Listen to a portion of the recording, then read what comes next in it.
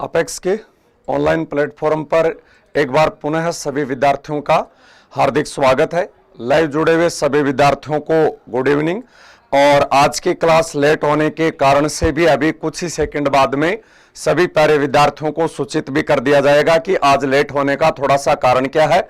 और अपनी ये राजस्थान जीके की जो बेहतरीन क्लास है, जो बीएसटीसी पीटीआई ग्रेड डिफेंस मानी जो एग्जाम है, उनके लिए बहुत ही महत्वपूर्ण होने वाली है। तो अब बिना कोई देरी किए चलते हैं।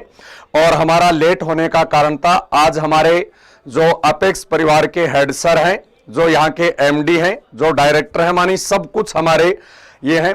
और इन्हीं के डॉक्टर रामनिवास जी चौधरी के जन्मदिवस की खुशी में हम थोड़ा सा लेट हो गए थे। तो हम आपके द्वारा और मेरे द्वारा हमारे हेड सर को और बहुत ही अच्छे वाला और सच्चे वाला हैप्पी बर्थडे की, हमारे सर का आज हैप्पी बर्थडे था। तो जन्मदिन के लम्हे मुबारक हो आपको, खुशियों क्या ये लम्हा मुबारक हो आपको।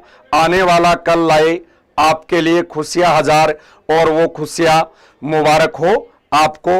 तो हमारे हेड सर को भी क्या है हैप्पी वाला बर्थडे, और हम सब मिलकर और इनके उज्जवल भविष्य की और इनके उज्जवल स्वास्थ्य की कामना करते हैं।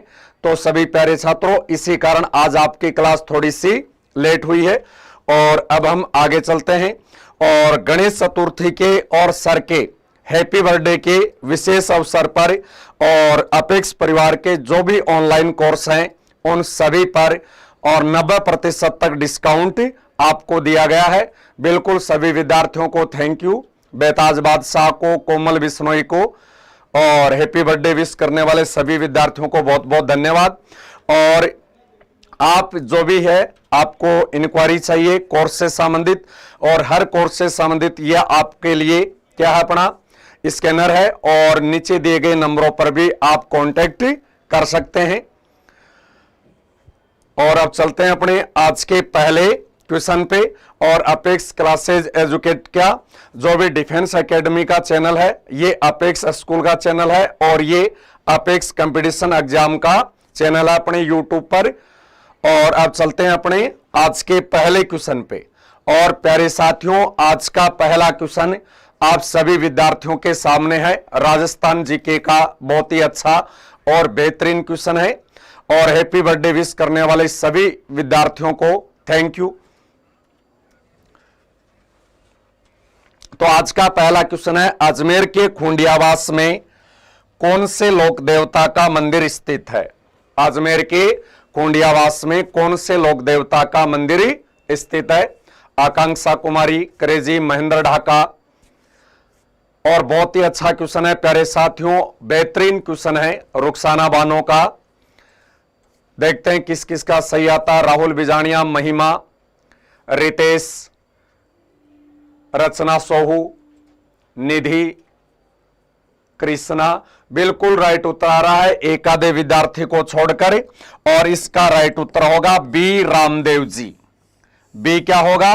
रामदेव जी की अजमेर जिले के खूंडियावास नामक गांव में पीरों के पीर रामसा पीर बाबा रामदेव जी का मंदिर यहां पर स्थित है। तो प्यारे साथियों, आप ध्यान में रखना है, देखो रामदेव जी के छोटे मंदिर को, रामदेव जी के छोटे मंदिर को प्यारे साथियों क्या कहते हैं? देवरा कहते हैं। और भारत में रामदेव जी का देवरा है गुजरात के जूनागढ़ में। मानी छोटा रामदेवरा, या भारत में देवरा कहां स्थित है? छोटा रामदेवरा गुजरात के जूनागढ़ में है। और राजस्थान में छोटा रामदेवरा कहां है? अजमेर के खूंडियावास गांव में राजस्थान में छोटा रामदेवरा स्थित है। तो ये ध्यान में रखना, आपको इंपॉर्टेंट क्वेश्चन है कि भारत में छोटा रामदेवरा कहां है? गुजरात के जूनागढ़ में। और राजस्थान में कहां पर स्थित है? राजस्थान में अजमेर में। और मीनाक्षी सोलंकी कह रही है सभी को हरतालिका की मानी हार्दिक शुभकामनाएं। बिल्कुल प्यारे साथियों, आज है भाद्रपद शुक्ल तृतीया। आज क्या है? भाद्रपद शुक्ल तृतीया है। और इसी दिन कजली तीज या बड़ी तीज भी मनाई जाती है। और कजली तीज या बड़ी तीज राजस्थान के कौन से जिले में मनाई जाती है? बूंदी जिले में मनाई जाती है कजली तीज या बड़ी तीज। और ध्यान में रखना ये एक व्रत है और ऐसा कहते हैं कि भगवान पार्वती, भगवान शिव को पार्वती ने प्राप्त करने के लिए और यही व्रत किया था कि भाद्रपद शुक्ल तृतीया के ही व्रत के प्रभाव से और पार्वती जी को भगवान शिव प्राप्त हुए थे। और ये यहां पर आपको ध्यान में रखना, कजली तीज, बड़ी तीज या प्यारे साथियों इसे सातोड़ी तीज भी कहते हैं। ठीक है, और अब मैं अपने अन्य ऑप्शनों के बारे में आपको बता दूं। तेजाजी का मंदिर खरनाल में भी है, तेजाजी का मंदिर सेंद्रिया में भी है, तेजाजी का मंदिर सुरसुरा में भी स्थित है। और प्यारे साथियों तेजाजी के मंदिर को थान कहते हैं। वीर कल्लाजी के जो मंदिर है वो दक्षिणी राजस्थान में सर्वाधिक है, दक्षिणी राजस्थान में। और रेनला वीर कल्लाजी राठौड़ के थानों को कहते हैं। तलीनाथ जी का जो आपको पता ही है, तलीनाथ जी का कहां पर स्थित है। और मल्लीनाथ जी का हरियाली तीज या श्रावणी तीज भी कहते हैं। सावन माह में शुक्ल पक्ष की तृतीया तिथि को तीज त्योहार, बिल्कुल अपन चल रहे हैं भाद्रपद शुक्ल तृतीया में। अब चलते हैं प्यारे साथियों अगले क्वेश्चन पे, देखते हैं अगला कौन सा। और अगला भी क्वेश्चन प्यारे साथियों बहुत ही इंपॉर्टेंट क्वेश्चन है।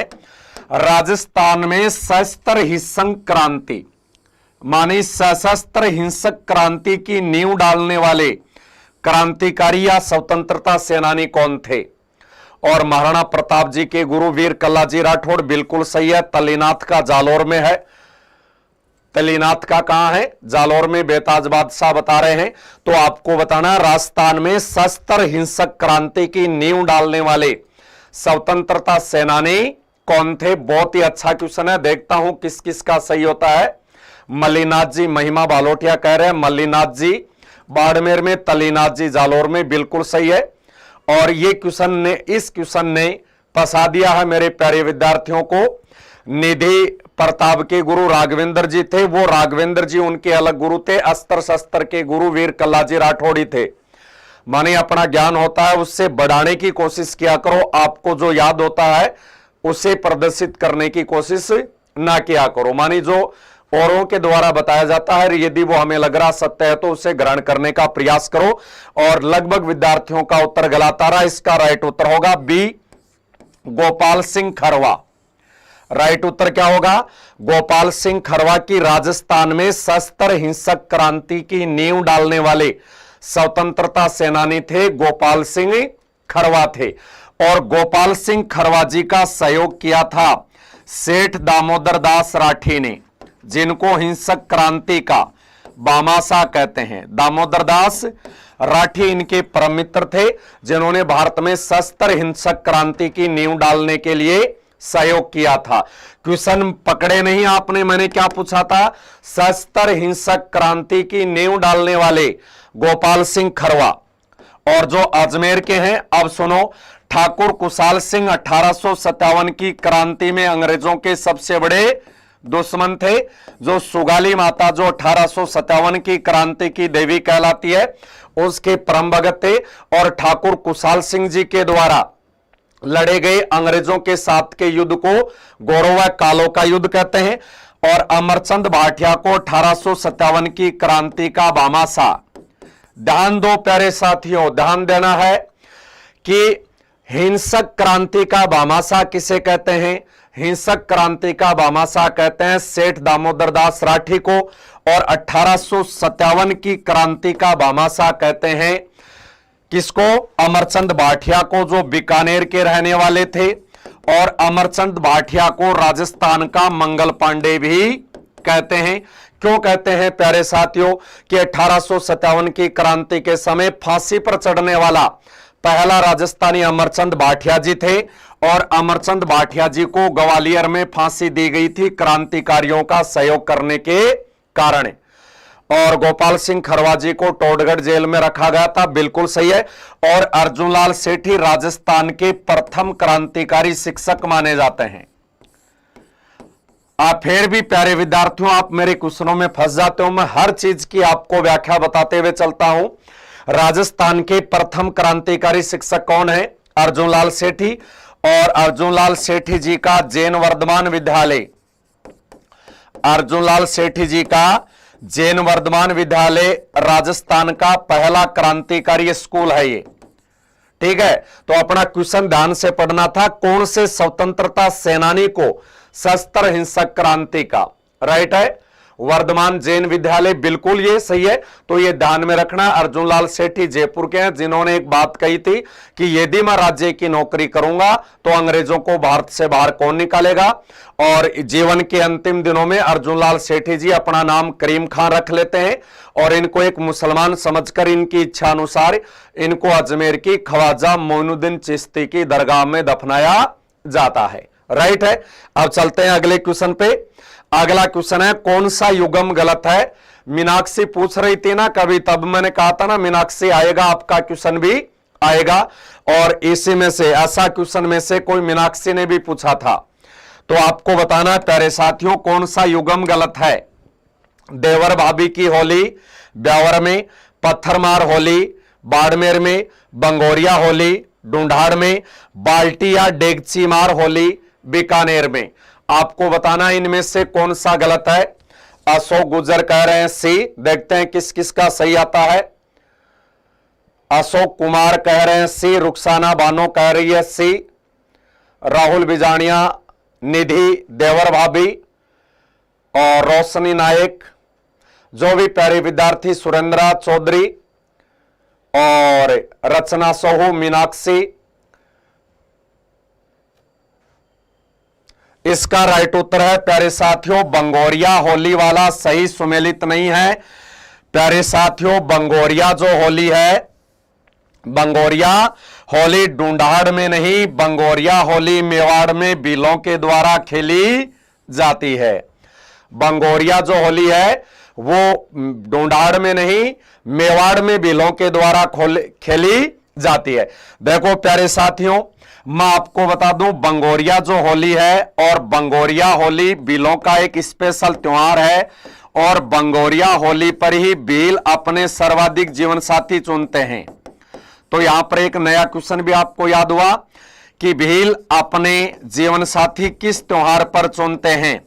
तो प्यारे साथियों भील अपने जीवन साथी चुनते हैं बंगोरिया त्योहार पर, और बंगोरिया त्योहार भीलों का कहां है, मेवाड़ में है। बाकी के सब राइट हैं। देवर भाभी की होली अजमेर के ब्यावर की, बादशाह की सवारी अजमेर के ब्यावर की, पत्थरमार होली बाड़मेर की, लठमार होली श्री महावीर जी करौली की, बाल्टी या डेगची मार होली कहां की है, बीकानेर की, फूलों की होली जयपुर की और शाहपुरा की, फूलों की होली जयपुर के गोविंद देव जी की और भीलवाड़ा के शाहपुरा की रामस्नेही संप्रदाय की, तलवारों की गेर मेवाड़ की है, तलवारों की गेर या तलवारों की होली मेवाड़ की है, भीलों के द्वारा खेली जाती है ये भी, और बंगोरिया होली भी भीलों की, और इस पर भील अपने सर्वाधिक जीवन साथी चुनते हैं। तो बाकी के जोड़े सही थे, सी जोड़ा गलत नहीं था, ये ढूंढाड़ की होली नहीं है। लठमार होली श्री महावीर जी करौली की है। लठमार होली कहां की है प्यारे साथियों, श्री महावीर जी करौली की स्थित है। और अब मीनाक्षी सोलंकी, आपको याद हो गया क्या, आपको पता है कि आपने एक लाइव क्लास में इन्हीं में से एक क्वेश्चन पूछा था। अंगारों की होली दौसा के लालसोट की है। और उपन्या मीणा को भी गुड इवनिंग, इनका भी हार्दिक स्वागत है। अगला क्वेश्चन बताना है प्यारे साथियों, वह परिधान जो ऊन से बना होता है तथा वर्षा से बचने का कार्य करता है, कि इनमें से कौन से परिधान को, कि 4 परिधान है, राजस्थान की 4 पोशाकें हैं, 4 पोशाकों में से वह कौन सी पोशाक है जो ऊन से तो बनी होती है तथा उससे रेनकोट की जगह है वर्षा से बचने के लिए, और उसकी रेनकोट की जगह उससे काम में लिया जाता है। तो आपको बताना प्राचीन राजस्थान का रेनकोट किसे कहते हैं, प्राचीन राजस्थान का रेनकोट किसे कहते हैं। आपको बताना है कि प्राचीन राजस्थान का रेनकोट जो ऊन से बना होता था, देखते हैं किस किस का सही आता है। फंसेंगे मेरे को लग रहा है इसमें, कुछ एक तो फंस गए हैं, है ना। अरे सही आ रहा अब तो कि के गोगी बने हंडा है, गोगी बिल्कुल राइट उत्तर है। गोगी कहते हैं। प्राचीन राजस्थान के रेनकोट को क्या कहते हैं? प्राचीन राजस्थान के रेनकोट को गोगी कहते हैं, जो ऊन से बना होता है। जो किससे बना होता है प्यारे साथियों? ऊन से बना होता है, ठीक है, और वर्षा से बचने का। अब मैं बताऊं प्यारे साथियों, रेनसाई राजस्थान में महिलाओं की एक साड़ी का प्रकार है। रेनसाई क्या है? राजस्थान में महिलाओं के एक साड़ी का प्रकार है रेनसाई, ठीक है। और आत्म सुख क्या है? आत्म सुख पुरुषों का वस्त्र है प्यारे साथियों। पुरुषों का वस्त्र को आत्म सुख कहते हैं। और नांदड़ा या नानड़ा आदिवासियों में प्रचलित प्राचीनतम वस्त्र है। आदिवासियों में या राजस्थान की जनजातियों में प्रचलित प्राचीनतम वस्त्र कौन सा है? नांदड़ा या नानड़ा है। सरजी टाइप क्या लिखा? पूरा लिखाकर सुमन तू आधे आधे लिखती है, रोटी आदि थोड़ी खिलाते हैं तेरे को। अगला क्वेश्चन है, अरावली पर्वतमाला जो विश्व की सबसे प्राचीन पर्वतमाला है। अरावली पर्वतमाला जो विश्व की सबसे प्राचीन पर्वतमाला है और जिसका उद्भव प्री कैम्ब्रियन युग में हुआ था और जिसको आकृति ऊंट की गर्दन जैसी है, कि अरावली की आकृति ऊंट की क्या है? गर्दन जैसी है। तो आपको बताना है अरावली को अन्य किस नाम से जाना जाता है। जो अरावली विश्व का सबसे प्राचीन पर्वत है, वलित है, मोड़दार है, जिस अरावली पर्वतमाला का उद्भव प्यारे साथियों कैम्ब्रियन युग में हुआ है, ठीक है। और यह अरावली पर्वतमाला जिसकी कुल लंबाई 692 किलोमीटर है। राजस्थान में अरावली का 80% है, जो लंबाई है 550 किलोमीटर। अरावली की सबसे ऊंची चोटी गुरु शिखर है। आपको बताना है अरावली को अन्य किस नाम से जाना जाता है। तो इसका राइट उत्तर है अरावली को मेरू पर्वत भी कहते हैं। अरावली को प्यारे साथियों क्या कहते हैं? अरावली को अन्य मेरू के नाम से भी जाना जाता है। अरावली को मेरू के नाम से भी जाना जाता है। बिल्कुल राइट आ रहा है, बहुत ही अच्छे, वेरी गुड। देखो ऐसे जुड़े रहोगे तो तो आपका ज्ञानवर्धन बहुत तगड़ा होने वाला। राजस्थान जी के ऐसे अंगुलियों पर करवा दूंगा प्यारे साथियों आपको मैं। राइट उत्तर आ रहा है सभी का, मेरू पर्वत अरावली का अन्य नाम है जिसका उद्भव प्री कैम्ब्रियन युग में हुआ था। अब मैं अन्य के बारे में बता दूं प्यारे साथियों, अरावली पर्वतमाला की काली घाटी अलवर में है, ब्लैक वैली। अरावली पर्वतमाला की काली घाटी कहां है? अलवर में। परंतु ध्यान रखना प्यारे साथियों, ध्यान क्या रखना है कि अरावली काली घाटी वन क्षेत्र पाली में है। काली घाटी वन क्षेत्र कहां है? पाली में। अरावली पर्वतमाला का नाग पर्वत अजमेर में है, जहां से लूणी नदी का उद्गम होता है। और अरावली पर्वतमाला में नाग के फन की आकृति की पहाड़ियां अजमेर में है। और टर्शियरी प्यारे साथियों एक युग का नाम है। और टर्शियरी युग में विश्व के सबसे नवीनतम पर्वत हिमालय पर्वत का उद्भव हुआ था। जैसे प्री कैम्ब्रियन में विश्व की पहली पर्वतमाला अरावली का उद्भव हुआ। सुमन वर्मा सर जिला दर्शन कब करवाओगे? जब टाइम मिलेगा तब करवाएंगे, और आप ध्यान से पढ़ोगे उसी दिन करवा देंगे। आप पढ़ते हो कम है ना, और नचनिया ज्यादा बनी हुई हो, नाचते ज्यादा हो और पढ़ते कम हो। तो टर्शियर युग में विश्व का नवीनतम पर्वत हिमालय पर्वत का उद्भव हुआ था। दिनेश भी हमारे साथ जुड़े हैं। सर आप क्लास में क्वेश्चन कम से कम 50 डेली लाया करो। तो ये और क्या, मैं यहां क्या कर रहा हूं, ये पढ़ने का मन होना चाहिए। आपका मनीष से जालंधर 50 लाया करो। अब 5 नंबर के क्वेश्चन में कितने हो गए? 5, 6, 7, 8, 9, 10, 11, 12, 13, 14, 15। मानी 5 क्वेश्चनों में 15 हल करवाया। तेरा दिमाग किधर है?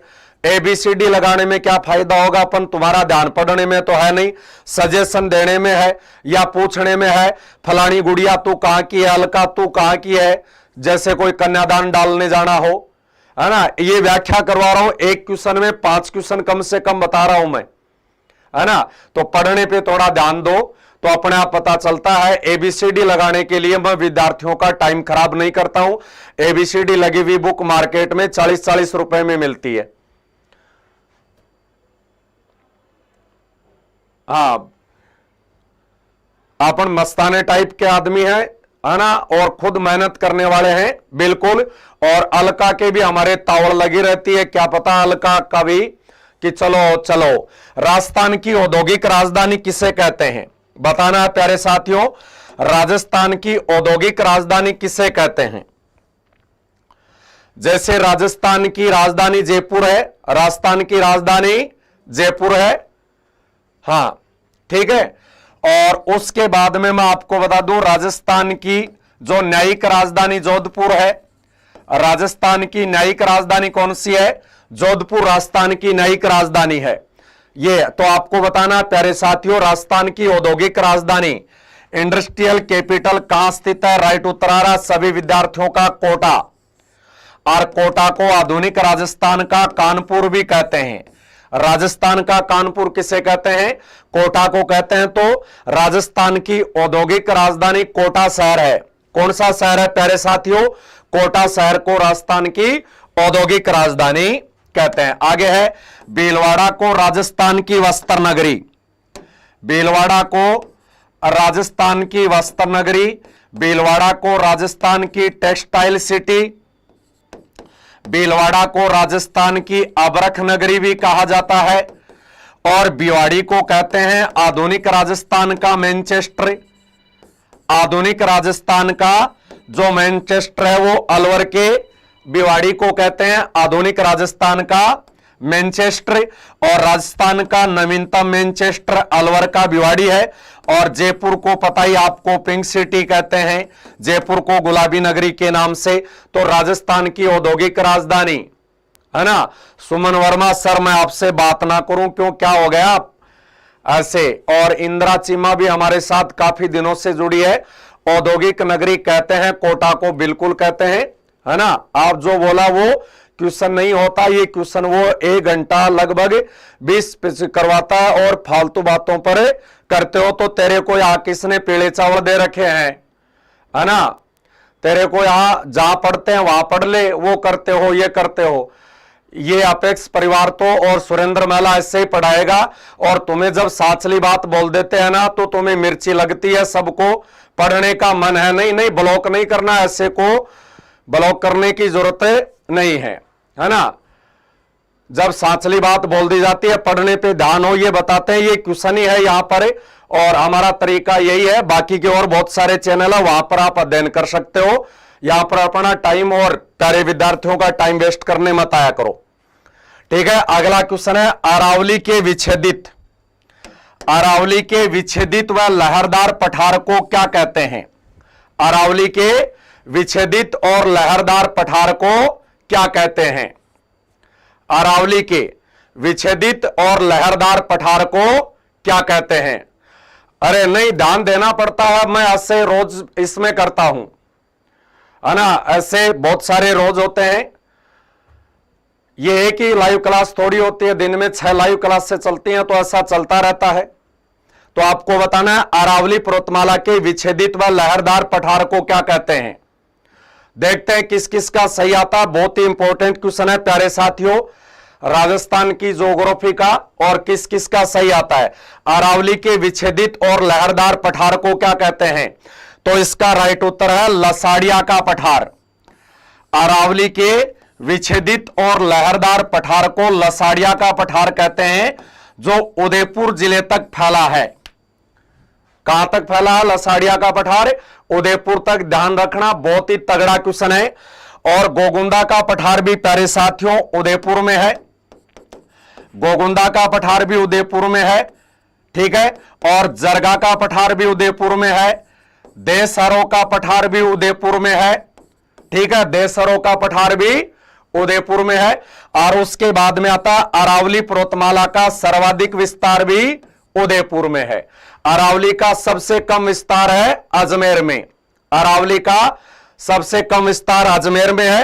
अरावली का सर्वाधिक विस्तार उदयपुर में है। अरावली पर्वतमाला का नागपाड़ अभी मैंने बताया मध्य अरावली अजमेर में है, मध्य अरावली अजमेर में है।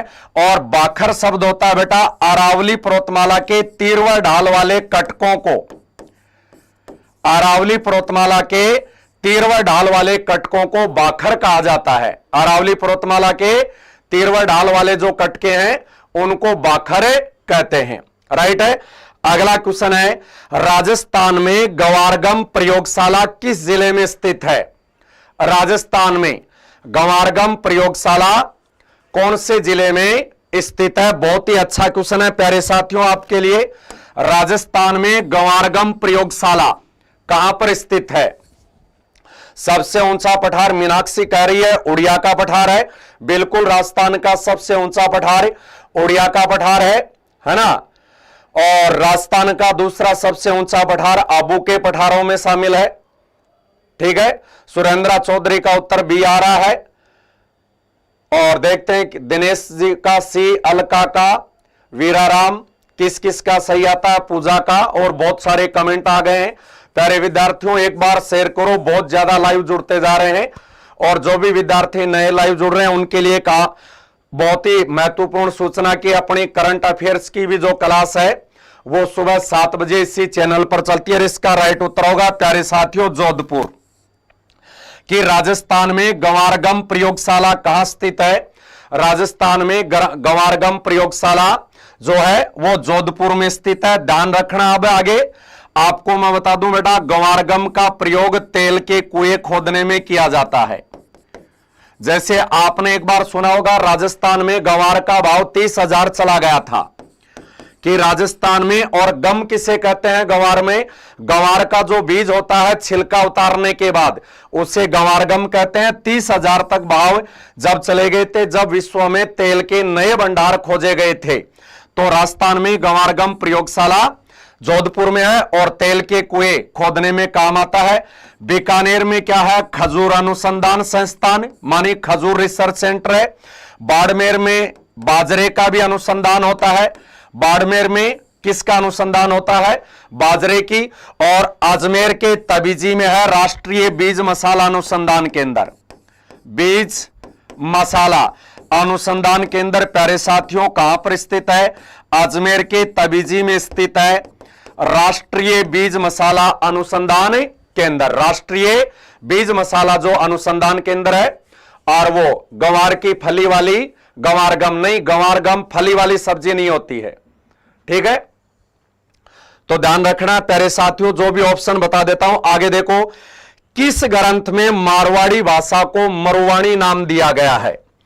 कि इनमें से कौन सा ग्रंथ है प्यारे साथियों जिसमें राजस्थान की मानक भाषा, जिसमें राजस्थान की मानक भाषा मारवाड़ी को मरुवाणी नाम दिया गया है? प्यारे साथियों, शुद्ध मारवाड़ी केवल जोधपुर में बोली जाती है। और प्यारे साथियों, मारवाड़ी के लिखित रूप को डिंगल कहते हैं। मारवाड़ी के लिखित रूप को डिंगल कहते हैं। तो और मीनाक्षी कह रही है ओ लो, मेरे को तो पता ही नहीं था, मेरे जोधपुर में है। ठीक है, तो आपको बताना है कि किस ग्रंथ में मारवाड़ी भाषा को मरुवाणी कहा गया है। देखते हैं किस किस का उत्तर राइट आता है। बिल्कुल इसका बी उत्तर राइट है, कुवल्लेमाला। कुवल्लेमाला नामक ग्रंथ में मारवाड़ी भाषा को मरुवाणी नाम दिया गया है। और प्यारे साथियों, कुवल्लेमाला ग्रंथ में 18 देसी भाषाओं का उल्लेख है। यह क्वेश्चन बार बार एग्जाम में आता है। क्या आता है प्यारे साथियों एग्जाम में? कि कौन सा ग्रंथ है जिसमें 18 देसी भाषाओं का उल्लेख मिलता है? तो 18 देसी भाषाओं की जानकारी देने वाला कुवल्लेमाला, जिसकी रचना उदोदन सूरी ने की थी। जिसकी रचना उदोदन सूरी ने की थी जालोर में। और यहां पर एक अलग से क्वेश्चन क्या बन सकता है? अलग से यह बन सकता है कि कुवल्लेमाला की 18 देसी भाषाओं में राजस्थान की कौन सी भाषा का वर्णन मिलता है? क्वेश्चन क्या पूछा जा सकता है? यह भी पूछा जा सकता है कि कुवल्लेमाला की 18 देसी भाषाओं में राजस्थान की कौन सी भाषा है? तो मारवाड़िया, जिसे मरुवाणी नाम से संबोधित किया गया है कुवल्लेमाला में। अब मैं बताऊं प्यारे साथियों, कुकवि बत्तीसी डिंगल भाषा का ग्रंथ है। कुकवि बत्तीसी किस भाषा का ग्रंथ है? डिंगल। मानी मारवाड़ी के लिखित रूप को क्या कहते हैं? डिंगल। और डिंगल का हेरोस कहते हैं कुंवर पृथ्वीराज राठौड़ को। और कुकवि बत्तीसी की रचना की थी प्यारे साथियों बांकीदास ने। जोधपुर के बांकीदास ने कुकवि बत्तीसी की रचना की थी, कोकवी 32 की। ठीक है। और बातारी फुलवारी लिखी जोधपुर के विजयदान देथा ने।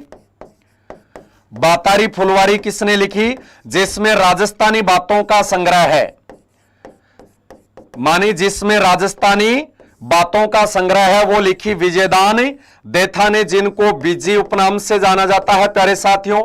और वेली किशन रुक्मणीरी लिखी डिंगल के हेरोस कुंवर पृथ्वीराज राठौड़ ने। और कहां पर लिखी प्यारे साथियों? ये गागरोन दुर्ग में लिखी। कहां पर लिखी?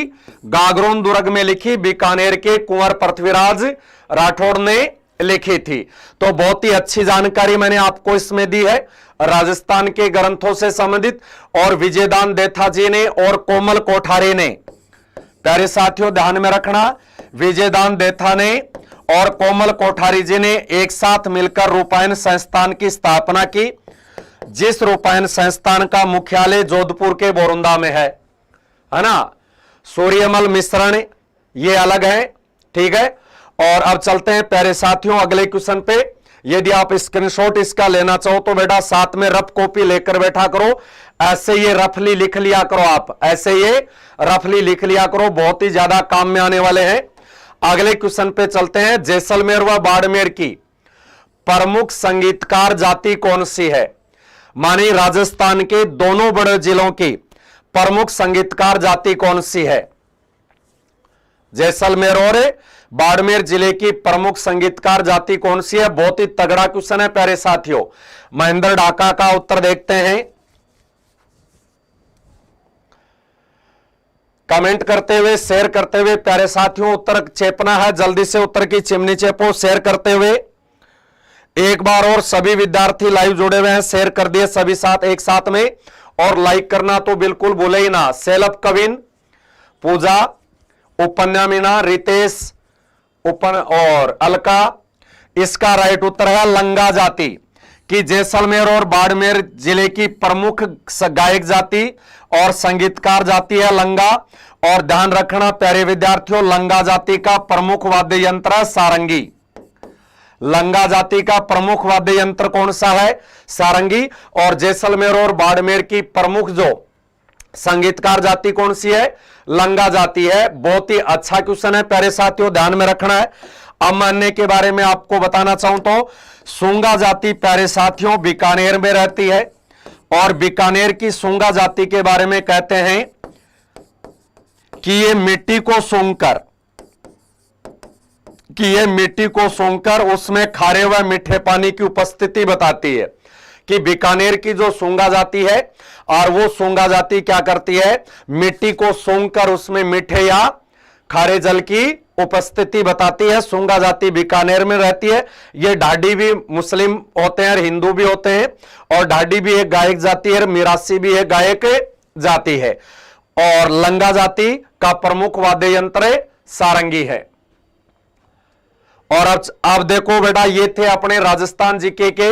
ये कौन सा कलर है? दिख नहीं रहा। मांगीलाल गटारिया बोल दिया ना। और मांगणियार भी जैसलमेर में रहती है। राम कुमार पटेल कह रहे हैं, क्या नाम तो बेटा ध्यान से नहीं आ रहा, तो कोई थोड़ा सा उटपटांग हो जाए तो कोई ऐसे सोचना नहीं, आपको बताना ये है। ये तो मैंने ये बोला है कि सूंगा जाति बीकानेर में रहती है। सूंगा जाति कहां रहती है? बीकानेर में रहती है। ठीक है, चलो लाल से लिख देता हूं कि सूंगा जाति कहां रहती है प्यारे साथियों? बीकानेर में। और ये मिट्टी को सूंघकर उसमें जल की उपस्थिति बताती है। ये मिट्टी को सूंघकर उसमें जल की उपस्थिति बताती है। और अब चलते हैं अपने जिसके लिए हम जाने जाते हैं और जिसके लिए आप जाने जाते हो। कल्पना स्वामी कह रही है पेन चेंज करो, कर दिया, ये लो, है ना। और अब है अपने वन लाइनर क्वेश्चन, और अब पता चलेगा मेरे विद्यार्थियों का असली ज्ञान का। अब अगले जो क्वेश्चन होंगे वो ऑब्जेक्टिव नहीं, वन लाइनर होंगे। तो प्यारे साथियों आपको बताना है, आदिवासियों में लीला मोरिया संस्कार किससे संबंधित है? कि आदिवासियों में लीला मोरिया संस्कार किससे संबंधित है? और हमारे फाउंडर व सीईओ डॉक्टर रामनिवास जी चौधरी सर के जन्मदिवस के उपलक्ष्य में सभी विद्यार्थियों को हार्दिक शुभकामनाएं। और उनके जन्मदिवस के उपलक्ष्य में ज्यादा से ज्यादा अपनी क्लास को शेयर करते हुए और अशोक कुमार का उत्तर आया है, मीनाक्षी का आया है, नारायण माली का आ गया है। बहुत ही तगड़ी क्लास होने वाली है बेटा ये, और चल रही है। लीला मौर्य संस्कार का संबंध आदिवासियों में किससे है? तो प्यारे साथियों, लीला मौर्य संस्कार आदिवासियों में विवाह से संबंधित है। किससे संबंधित है प्यारे साथियों? आदिवासियों में लीला मौर्य संस्कार का संबंध विवाह से है। कौन से है? विवाह से संबंधित संस्कार है। बिल्कुल सभी विद्यार्थियों का उत्तर राइट है। सभी विद्यार्थियों को बेस्ट ऑफ लक। और हमारे साथ गणेश राठौड़ भी जुड़ चुके हैं, और जिनकी देवी करणी माता है यशस्वी करणी माता, जिनको चूहों वाली देवी के नाम से जानते हैं। ठीक है, और बिल्कुल गणेश राठौड़ का भी सही है, और रुखसाना बानो का, आगे आर नैनमा मीणा जी का जय हो जोहार हो, बिल्कुल सही है, जय जोहार आपको भी। और अब अगले क्वेश्चन पे चलते हैं। नकटिया चौक कहां स्थित है? बहुत ही अच्छा क्वेश्चन है प्यारे विद्यार्थियों। नकटिया चौक कहां स्थित है? नकटिया चौक। गुड इवनिंग सर जी। अब नाम पता नहीं है, डूंगरपुर से, तो प्यारे साथी अपना नाम भी लिखा करो, ऐसे डैश डैश में पढ़ने के लिए नहीं आता। डूंगरपुर से, पहाड़ों की नगरी से हम आपका गुड इवनिंग और आपका प्यार स्वीकार करते हैं, और ऐसे हमारे साथ जुड़े रहें और क्लास का आनंद लेते रहें। आपको बताना नकटिया चौक कहां स्थित है। तो प्यारे विद्यार्थियों, ये क्वेश्चन आपको नहीं आएगा, तो मैं आपको बता देता हूं। देखो, नकटिया चौक, चौक तो आपको जानते ही हो, है ना, कि एक चौक राजस्थान में ऐसा था जहां दुश्मन की नाक काटी जाती थी।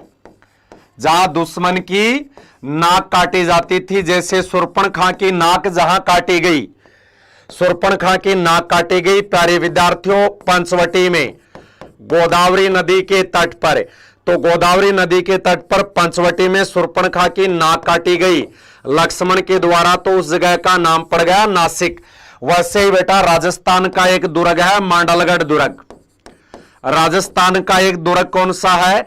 मांडलगढ़ दुर्ग है भीलवाड़ा जिले में। और भीलवाड़ा जिले के मांडलगढ़ दुर्ग के बारे में ऐसा कहते हैं कि वहां पर मांडलगढ़ में जो भी दुश्मन गिरफ्तार होता या दुश्मन पकड़ा जाता, तो उस दुश्मन की एक चौक में सार्वजनिक खड़ा करके और उस दुश्मन की क्या कर दी जाती? नाक काट दी जाती। बैठा से ही तो वह कहानी सुनेड़ी है कि तू तो तेरी कटवाए हो के नाक, है ना, कि आपने कहा करी ना कोई बेइज्जती करवाया वजना कि तू तो तेरी नाक कटवाए हो के। ठीक है, तो इस प्रकार से राजस्थान में नकटिया चौक मांडलगढ़ भीलवाड़ा में स्थित है। नकटिया चौक कहां स्थित है? मांडलगढ़ भीलवाड़ा में। यहीं पर राणा सांगा का समाधि स्थल है, और राणा सांगा के इष्ट देव थे देवनारायण जी। राणा सांगा के इष्ट देव कौन थे? देवनारायण जी राणा सांगा के इष्ट देव थे, और राणा सांगा जी ने देवनारायण जी के एक बहुत ही बड़े देवरे का निर्माण करवाया था। तो नकटिया जो चौक है वो मांडलगढ़ भीलवाड़ा में स्थित है, जहां दुश्मन की नाक काटकर उसे छोड़ दिया जाता था। नकटी माता का मंदिर भी है, बिल्कुल सही है सुमन, कि नकटी माता का मंदिर भी स्थित है। तो लाइव जुड़े हुए विद्यार्थी मुझे बताइए कि नकटी माता का मंदिर कहां स्थित है। मीनू कुमावत भी क्लास के अंतिम पड़ाव पर जुड़ी है, इनका भी हार्दिक स्वागत है। और नैनाराम मीणा जी, और डांका मेरे भीलवाड़ा में मुझे मिलेगी, इधर ना नजर डाल, बिल्कुल।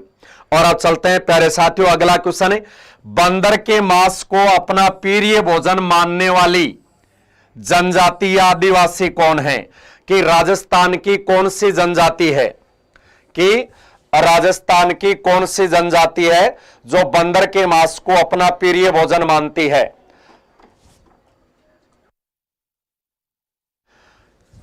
बिल्कुल नकटी माता का मंदिर, मीनाक्षी सोलंकी ने बताया। लाइव जुड़े हुए विद्यार्थियों को एक बार पुनः मैं आपके लिए सूचना देना चाहता हूं कि अपनी करंट अफेयर्स की जो क्लास है वो सुबह 7 बजे से चलती है, अपनी करंट अफेयर्स की, और बहुत ही बेहतरीन क्लास है जिसमें आपका स्टैटिस्टिक्स जीके भी बहुत ही ज्यादा इसी प्रकार से जैसे अभी आप पढ़ रहे हो व्याख्यात्मक रूप से कवर करवाया जाता है।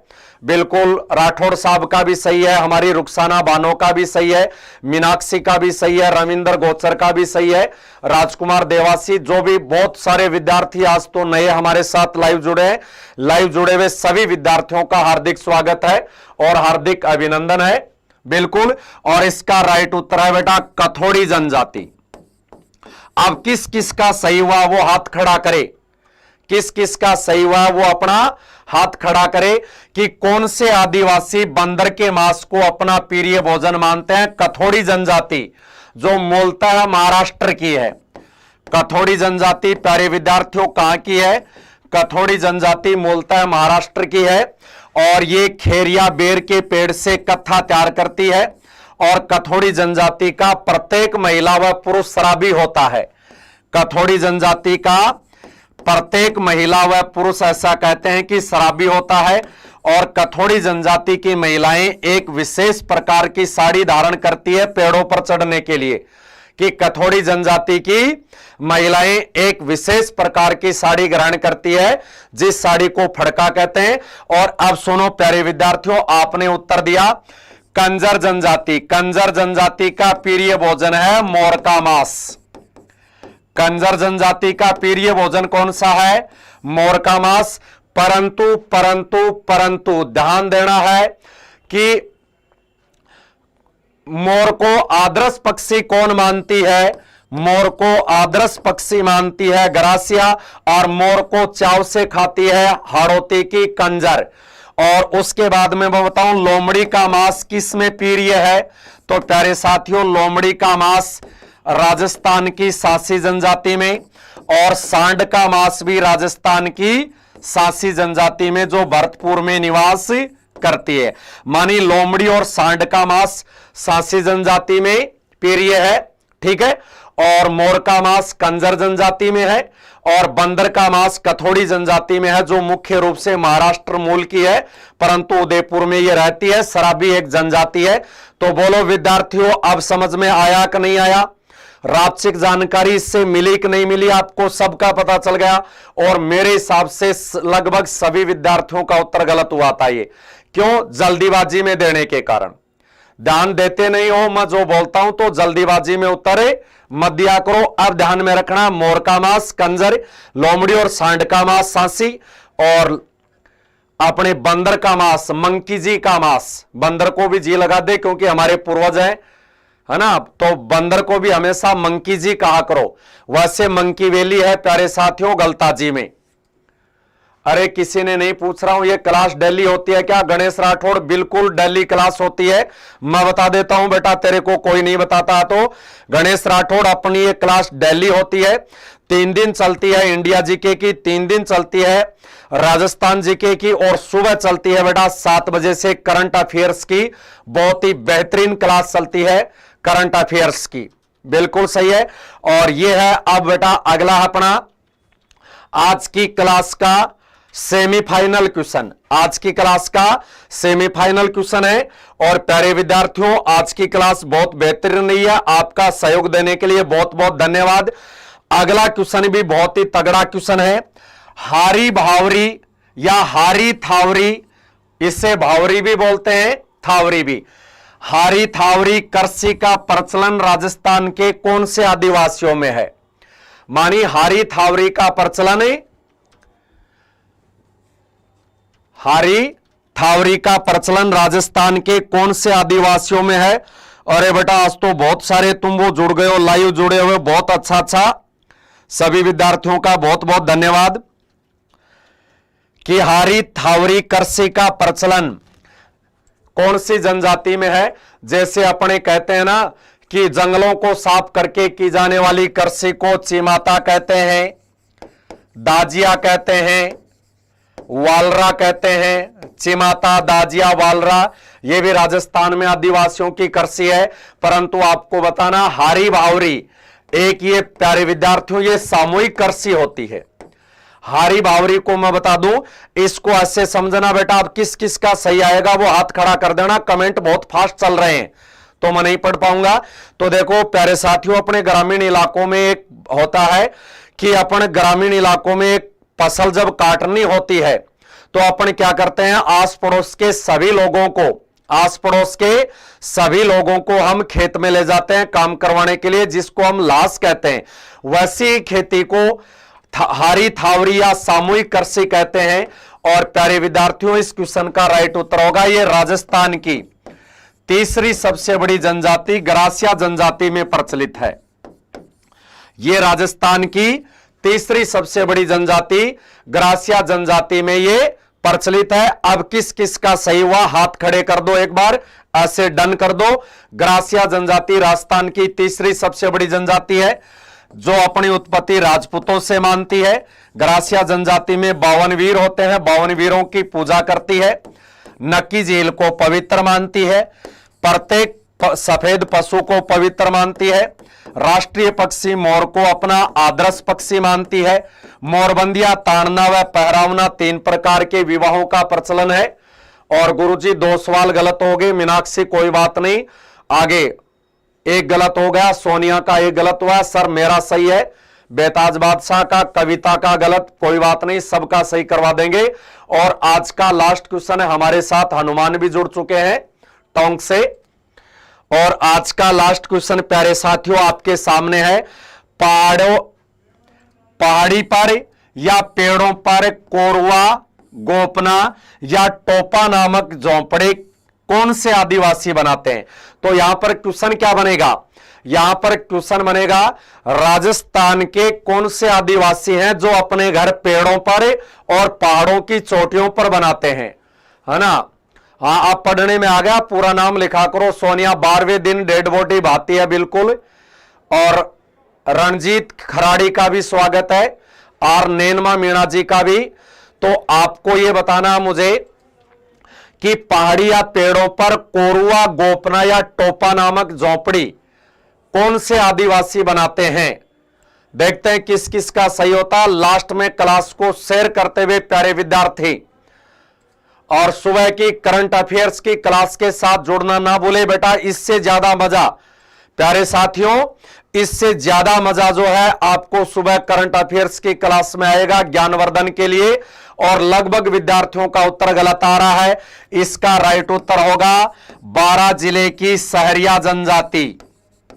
12 जिले की कौन सी जनजाति? सहरिया। तो क्वेश्चन बनेगा राजस्थान की कौन सी जनजाति है जो पेड़ों पर अपने घर बनाती है? नित्रो गेमर का भी स्वागत है। तो राजस्थान की सहरिया जनजाति जो 12 जिले में रहती है, 2 ही तहसीलों में, और 12 जिले की ये सहरिया जो जनजाति है, और वो पहाड़ की चोटी पर या पेड़ों पर अपना घर बनाती है जंगली जानवरों से खुद को बचाने के लिए। पहाड़िया प्रशांत करंट अफेयर्स का बिल्कुल बेटा टाइम चेंज पहले कर सकते हैं, आगे नहीं बढ़ा सकते। 6:30 करने का विचार है। जब तक 6:30 न हो आप 7 बजे से लाइव जुड़ना ना बोले। करेंगे कोशिश। आपके विचार, मैंने इसीलिए तो कहता हूं कि अपने जो भी विचार होते हैं कमेंट बॉक्स में। पुष्पा मीणा का भी स्वागत है, क्लास के अंतिम पड़ाव पर जुड़े हैं। तो पुष्पा मीणा, अपनी ये क्लास जो है 4 बजे चलती है ना। और मेरी मम्मी डांटेगी मीनाक्षी को, किसी की मम्मी नहीं डांटती है पढ़ने के लिए, तू फड्डू बनाने की कोशिश मत कर, है ना। और सहरिया जनजाति राजस्थान की सबसे पिछड़ी जनजाति है। सहरिया जनजाति के प्रत्येक पुरुष की पहचान यह होती है कि वो अपने हाथ में कुल्हाड़ी रखता है। सहरिया जनजाति का कुंभ सीताबाड़ी के मेले को कहते हैं। सहरिया जनजाति अपनी उत्पत्ति रामायण के रचयिता वाल्मीकि से मानती है, ठीक है। और शहरियों की सबसे बड़ी पंचायत का नाम है प्यारे साथियों चौरासिया पंचायत। और शहरियों की सबसे बड़ी पंचायत चौरासिया पंचायत 12 के वाल्मीकि मंदिर में होती है ना। और हाँ कर ले, तो अब कर ले भाई सुमन वर्मा, तू डांस कर ले, कोई दिक्कत नहीं है। तो सभी ये थे प्यारे विद्यार्थियों अपने आज के बेहतरीन वन लाइनर और ऑब्जेक्टिव क्वेश्चन। अब चलते हैं अपने क्लास के अंतिम पड़ाव पर। इसका सफलतापूर्वक हम समापन करते हैं। और इसके समापन पर सभी विद्यार्थियों को एक बहुत ही महत्वपूर्ण सूचना, और कल है प्यारे साथियों गणेश चतुर्थी। भगवान गणेश जी का जन्मोत्सव है, और भगवान गणेश जी के जन्मोत्सव की सभी प्यारे विद्यार्थियों को हार्दिक शुभकामनाएं। और भगवान गणपति आपकी सभी मनोकामनाएं आपकी और मेरी पूरी करे। और गणपति के ही जन्मोत्सव के उपलक्ष्य में हमारे अपेक्स परिवार के द्वारा जो भी हमारे ऑनलाइन कोर्स हैं, सभी ऑनलाइन कोर्सों पर हमने 90% का डिस्काउंट आप लोगों को दिया है। और कोर्स से संबंधित कोई भी इंक्वायरी जो हो वो आप इन दिए गए नंबरों पर आप संपर्क कर सकते हैं 9672151555 पर। इस कोर्स से संबंधित जो भी इंक्वायरी हो और वो कर सकते हैं। और प्यारे विद्यार्थियों, आज बहुत ही अत्यधिक संख्या में आप लाइव जुड़े हो, ऐसे ही रोज जुड़ते रहे। लीला देवी भी हमारे साथ अंतिम पड़ाव पर जुड़ी है, इनका भी हम हार्दिक स्वागत करते हैं। और प्यारे विद्यार्थियों, ध्यान रखना, इट्स मी का भी हार्दिक स्वागत है कि आपको क्लास कैसी लगी है। कमेंट बॉक्स में अपने क्लास से संबंधित जो सुझाव है वो जरूर देकर जाना है, ठीक है। और अब क्लास के अंतिम पड़ाव पर सभी विद्यार्थियों को लिखित में थैंक यू बोलकर थैंक यू, और सभी विद्यार्थियों को हैप्पी गणेश चतुर्थी। और गणेश चतुर्थी के बारे में सामान्य जानकारी मैं आपको कल दूंगा। इन्हीं शब्दों के साथ अब आज्ञा लेता है आपका अपना रापचिक गुरु, अपने सभी रापचिक छात्रों से, अपने सभी रापचिक विद्यार्थियों से। जय हिंद, जय भारत।